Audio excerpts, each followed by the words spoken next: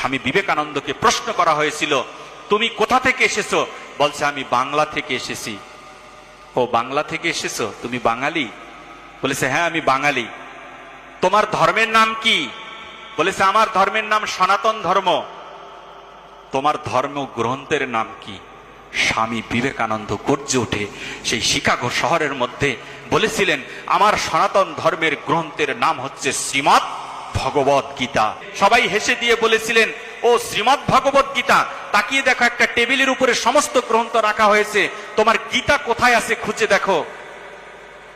স্বামী বিবেকানন্দ তাকিয়ে দেখলেন একটা টেবিলের মধ্যে ত্রিপিটক, বাইবেল, আরো বিভিন্ন বিভিন্ন গ্রন্থ এখানে রাখা হয়েছে, কিন্তু সবার নিচে গীতাকে অপমান করার জন্যে, গীতাকে ছোট করার জন্যে সকলের নিচে রেখে দিয়েছিল। কিন্তু জানে না যে শ্রীমৎ ভগবত গীতা কোন জ্ঞান দান করেছে, সাধু কাকে বলা হয়, সাধুর ব্যাখ্যা এখনো পর্যন্ত জানা হয়নি। আজকে সাধু স্বামী বিবেকানন্দ বলছেন যে এখানেও আপনারা প্রমাণ করে দিলেন গীতা শ্রেষ্ঠ। বলেছে কিভাবে? বলেছে, যিনি সকলের ভার বহন করতে পারে তাকে বলা হয় শ্রীমৎ ভগবত গীতা। আজকে আপনার এই আসরেও প্রমাণ হয়ে গেল সকলের ভার